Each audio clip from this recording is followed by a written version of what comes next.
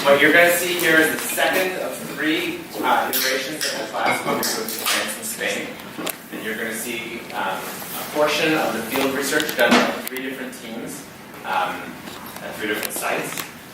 Some the same, some different. What you're going to see is just a small fraction of what the students have done on each of these projects, reduced down to a 15-minute digestible talk. After each talk, there'll be lots of time for questions, so please ask all sorts of questions. There's also feedback forms up there if you didn't already get them, to give each other some feedback. And yeah, for those that are speaking, I'm sitting there in the corner, and I'll just raise my hand when you have 2 minutes left. Okay? Have fun.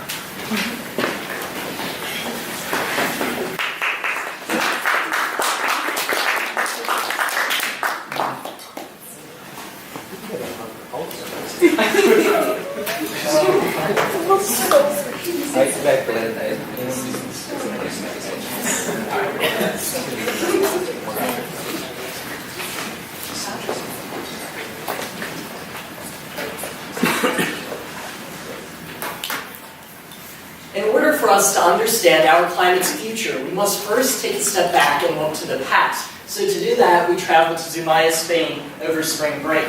To begin, natural climate change happens on the order of thousands to millions of years. Now, according to Milankovitch theory, this is astronomically forced, meaning that changes in the Earth's orbital geometry in turn induce temperature fluctuations over time, and these temperature fluctuations cause changes between glacial and interglacial periods. Glacial being cold, interglacial being warmer. The Earth is currently coming out of a glacial period, so there should be some natural warming. Now these changes are then recorded within the Earth's rocks and the Earth's ice. Here's just a little diagram showing you some of the changes that can occur within the orbit. Now the second reason why we're interested with Milankovitch cycles happens to be the Cretaceous-Tertiary boundary. It's a place in geologic time that occurred about 65 million years in the past when the dinosaurs went extinct. At Zumaya, you can go up and put your finger on it. Now, if Milankovitch cycles are confirmed to be found within the geologic time or the geologic record at Zumaya, then you have an independent chronometer by which you can determine how long it took for that extinction to take place. And if you can figure that out, you can determine whether the dinosaurs died as a result of a meteorite impact, as is popularly believed, or volcanism, as is championed here at Princeton. Now, Zumaya is located along the northern coast of Spain. Sopolano is a secondary beach just an hour to the west. When you get up close to those cliffs, you see 3 primary types of rock lithologies, the first of which is limestone. This is a carbonate that has planktonic shells and skeletal matter mixed within it. The second lithology that we found was marl. This too is a carbonate that has dust, sediments, and silts within it, and you can see these right up here on the diagram of the shells for limestone at the top. But the third is turbidites, which is a bit more complex. It happens when sediments rain down from a cliff, essentially as a result of earthquakes or some other cataclysmic event. This is a turbidity current here, and then when it eventually stops and settles, it will turn into a rock that we'll call turbidites.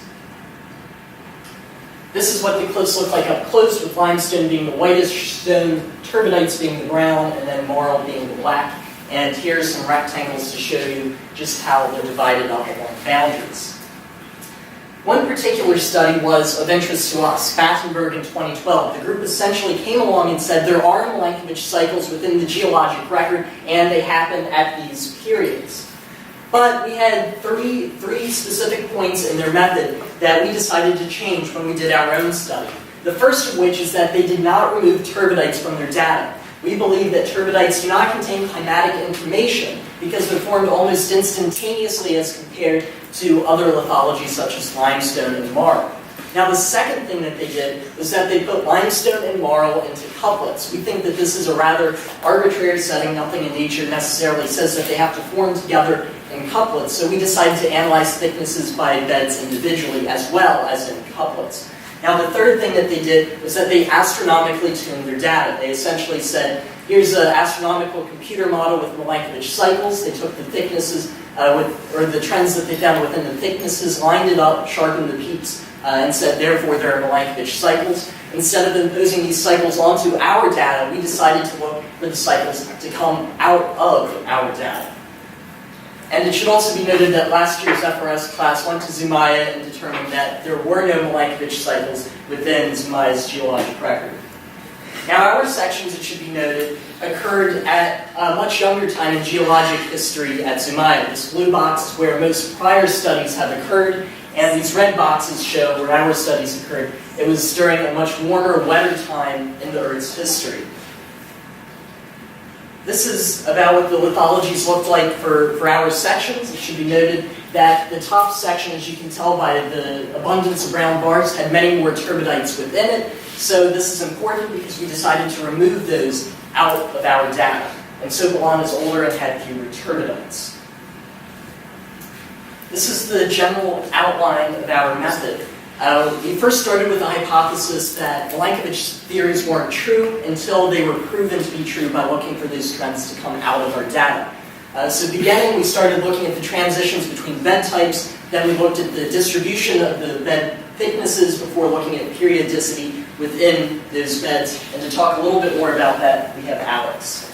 So firstly, we looked at the Markov analysis, and what Markov analysis looks at is basically transitions. You have a starting state, which is a bed, a limestone marl or turbidite, then you analyse the probability of which bed is going to follow it.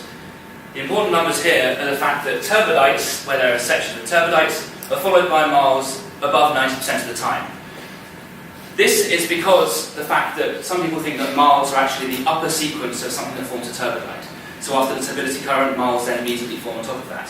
Which of course means that any limestone marl couplets that have these turbidites in are going to have random, arbitrary amounts of length added to them, so finding couplets is going to be super hard.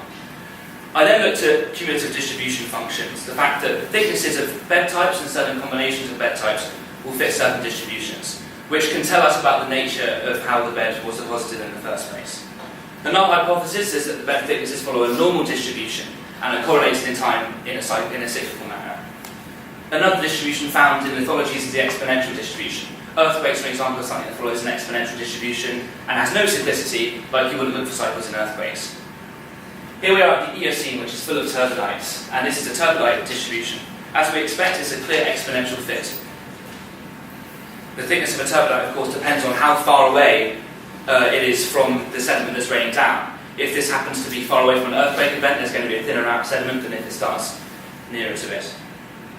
Turbidites are therefore exponential, and therefore we can conclude that any limestone marl couplets that involve these turbidites are also going to be an exponential as well.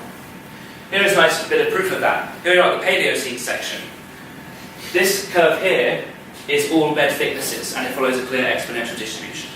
However, when we remove the turbidites and then we combine the limestone and marl, put them into couplets, we see that it actually follows a much more normal distribution. A nice control is looking at Sokolana, where there are no turbidites, and the bed thicknesses immediately follow this normal distribution. And that shows that if we remove turbidites, this normal distribution may emerge. The next thing I looked at were limestone marl couplet ratios. This was hard because, of course, we had to remove the turbidites from the data, but if we think that marls occur after turbidites, this boundary is quite ambiguous, so we're not sure just how much turbidites are removed. So this was the harder part to do, but when a turbidite occurs between two limestones, which happens very rarely but sometimes, it's a lot easier because there's going to be a clear boundary between the turbidite and the limestone. But why do we look at the limestone to marl ratio? We want to see how variable it is, and the fact that it may be completely random, and therefore means randomly distributed marl to limestone ratios. Also, it may be a threshold process, that is, that marl deposition happens when certain variables reach a certain amount, and it doesn't happen gradually. At the Eocene, remember, it's full of turbidites. We see that it has a mean value of 3.02, and it follows an exponential fit. This means that for every unit of limestone in our section, we had 3 units of marl. At the Paleocene, we see a similar shape of the distribution, but the mean is a third of the size. That means that just 100 meters down the beach, just 5 million years earlier, there is 3 times less marl. So what can that hint at? Maybe it's the fact that turbidites do make this completely unreliable. At Sokolana, we try to fit an exponential, and it overestimates and underestimates a bit. But then we try to fit a normal distribution to it, and it's, conclusively a better fit. But what does this say about it? Well, either it shows once again that careful removal of turbidites will start to reveal these normal distributions in the data, which therefore may hint at our other null hypothesis of cyclicity. And it may also not be a threshold process. We expect threshold processes to occur in an exponential distribution of limestone to marl ratios, but we didn't see that here. So the next step in our project was to test molecular cycles hypothesis. And in order to do that, we needed to translate limestone and marl couplet thicknesses into time periods and then compare them to molecular cycles. So the first thing we did is we identified marl and limestone couplets and calculated their thicknesses. And the reason behind that is that limestone and marl couplets are more likely to show normal distribution, periodic behavior, and follow normal distribution. And then we plotted limestone and marl couplet thicknesses versus the height of the section. And as you can see here, the distribution function can be thought of as a sum of the sinusoidal functions. And if we find the dominant periods of those sinusoidal functions, we can compare them to molecular cycles and estimate their influence. The next thing is periodogram of the limestone and marl couplets versus the couplet number. And using that periodogram and removing the noise, because the noise we made everything which is one standard deviation below one standard deviation from the mean. We were able to identify the peak periods of the limestone marl couplets per cycle, and then using the estimated sedimentation rates, we were able to calculate the periods which corresponded to the periods of couplets per cycles. Next, we look for molecular cycles. For example, in this periodogram, we found two of them. The first one is the eccentricity cycle, and the second one could be obsidian precession or eccentricity, or short eccentricity cycle. Next thing we did is we repeated all the steps, but just remove the turbidites. It is very important to remove turbidites because they may introduce new changes to the limestone and marl couplet distribution, change the way the distribution function looks, and correspondingly change the time periods. So we'll start with Sopalana. Sopalana was the oldest section that we covered. There were no turbidites, so there was no need to remove those. Here we identified two periods, eccentricity and axial precession. The next section was after the Eocene section. Here there was no evidence of short molecular cycles, and the most prominent peaks corresponded to eccentricity and probably obsidian precession. However, when we removed turbidites, the molecular cycles peaks did not strengthen, but the long eccentricity cycle has vanished, and the short eccentricity one always turned into noise. And then finally, for lower Eocene section, removing turbidites actually helped us to strengthen the signals and identify three molecular cycles: eccentricity, axial precession, and short eccentricity cycle. So to kind of bring it all together, in order to understand climate in the future, we look at climate in the past. And to do that, we look at these records of the rock layers. And it is thought that molecular cycles, which are these patterns in the Earth's orbital changes, that they affect climate, and that these changes in climate will be recorded in the rock layers. In past papers like Battenberg have found these cycles at Zumaya and Sopalana, which is where we went. So we did three main analysis methods. The first is Markov, which is to look at how often one layer follows another. And we found that marls often followed turbidites, which calls into question the coupling of limestone marl layers in past papers. Then we did a probability distribution to find that beds followed random distributions until we removed turbidites, and they followed normal distributions.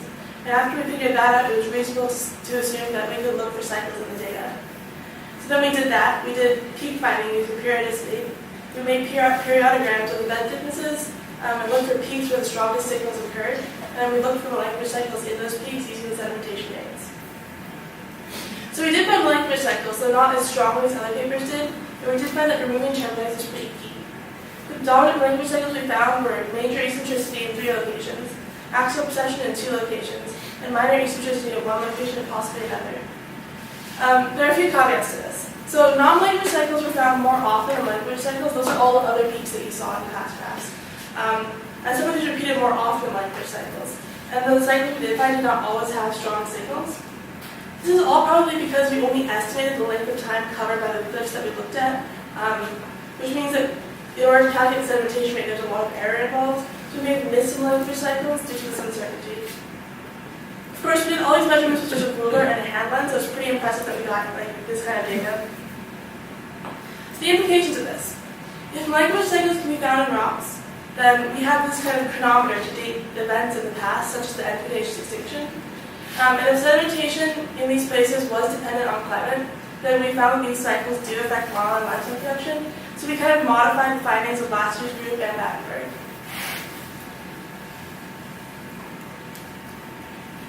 Any questions?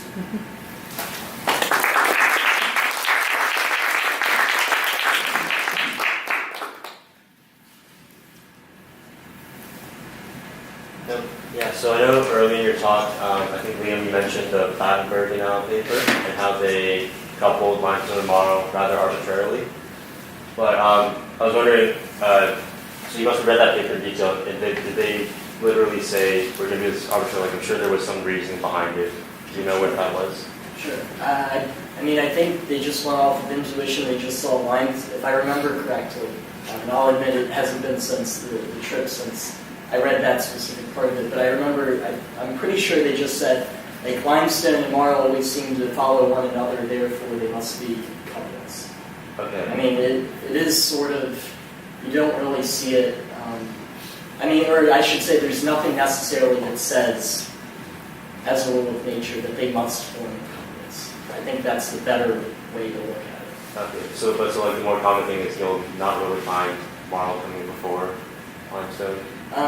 It's not that that doesn't happen. I mean, they just sort of chose that. Couplets usually refer to, for example, maybe carbonates forming in a lake during the summer, and then all of a sudden it gets cold, and then it switches to marl, and then that'll happen, and then it gets warm again, it switches to limestone, and then you'll see that. So it's assuming that like the climate change is causing limestone to form as one, and then marl to form as another. But we just don't know. A bit like, we have interglacial and glacial periods, and that's where you get this cycle from. That represents one complete kind of cycle. It's going from a warm period to a cold period and back. Yeah. And therefore they couple limestone and marl together, because if they do indeed form in two separate climates, then the whole wavelength is going to be a limestone and a marl together. Okay. You mentioned that you were having troubles with the sedimentation rate. What did you end up doing? Like, you just assume a constant sedimentation rate based off of other papers saying where certain sections were ending in time, or what did you decide to do? So what we did was we found a diagram. Should I go back to the slide? So there was one diagram in Liam's part which showed where we were on the beach. Number 8.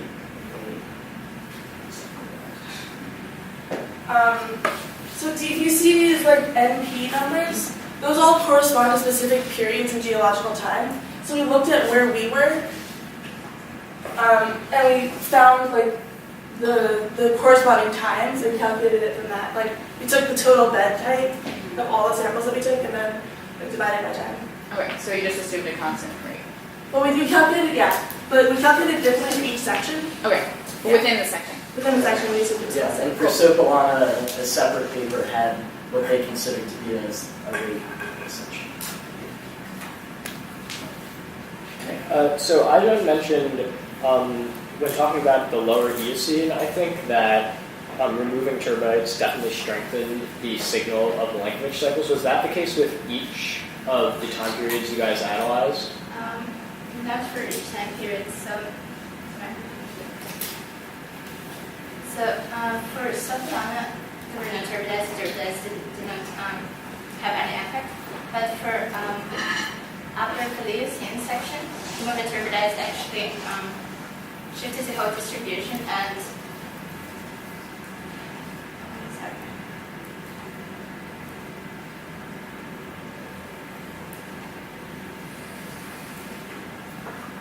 And in this case, removing turbidites actually weakened the molecular cycle signals. So for example, one of the signals simply disappeared and the other one almost turned into noise.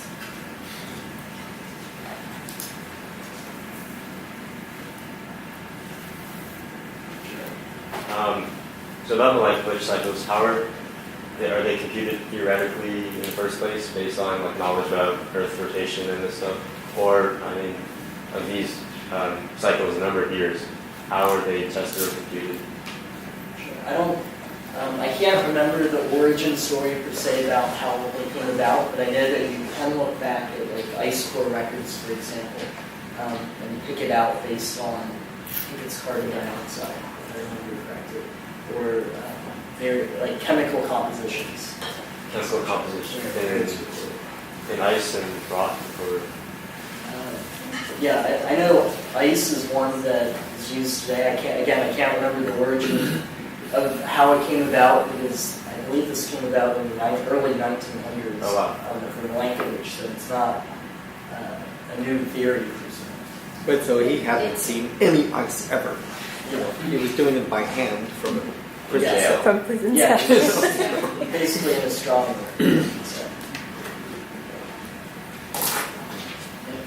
Could you explain in a little more detail why limestone versus marl form at different temperatures? Because I know you mentioned that in the background, but could you go more in depth about the processes? Yeah. Well, sure. If we look at so these are both carbonates. In fact, everything in a Zumai's cliff is a type of carbonate. However, with these very clear boundaries between limestones and marl, I'll probably show you this one. The fact that limestone that we saw, which is waxstone, has in it a lot of fossils. Like you can actually see the fossils of skeletal matter and stuff. But in the marl, it's got a bit of clay in it as well, and it has no fossils. So there's a number of theories that we can possibly come up with. If there's more shells in limestone, we could say it's maybe warmer and there's more life. But also, it could be the fact that it could be marls maybe forming a wetter period. But the idea is that there's going to be some kind of variables that make marl form that don't make limestone form. The fact that there's very clear boundaries, as we can see in this picture, between like marls are very markedly different to limestone. So we can tell this isn't quite a gradual change. There's something quite different. But mainly in the fossil record is what we can say. Yeah. So in your Fourier analysis, you talk about cleaning noise and like you pick up peaks from the cleaned noise. How did you clean the noise? So first we calculated the mean of the variations in thicknesses. And then we calculated one standard deviation from that mean. And then our study assumes that everything below one standard deviation from the mean is going to be. So these are the raw power spectrometries? Okay. You might not be able to see the green line very well, but the green line just above the red line is one standard deviation.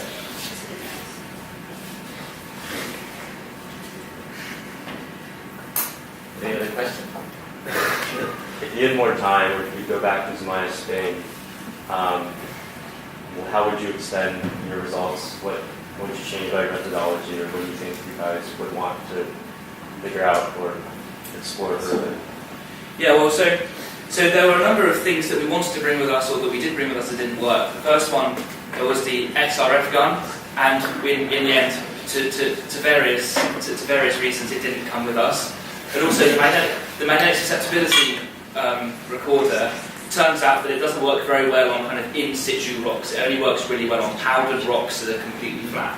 So when you're trying to manage susceptibility on a rock that's all jagged, it's complete noise. In fact, we tried to replicate it going up and down the bed, and it gave us wildly different results every time. So if we could maybe take samples, which is very unlikely, but actually take samples from the cliffs and look at it that way, we can maybe even find cycles in the magnetic susceptibility, or the XRF data, which is just going to show you the amount of elements in it that are above a certain weight. But essentially, as Ayame said, we did it all with a ruler and a hand lens, and that's almost as technical as you can get when you're looking at thicknesses and cycles.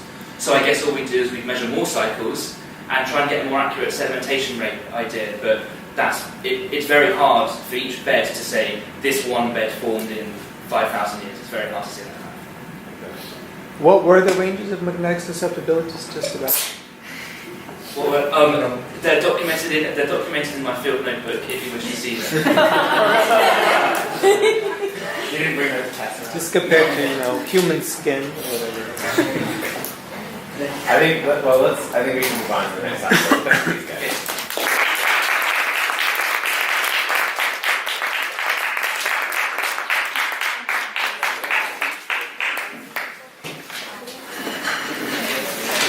You guys have snacks back there. I think you'll find chairs.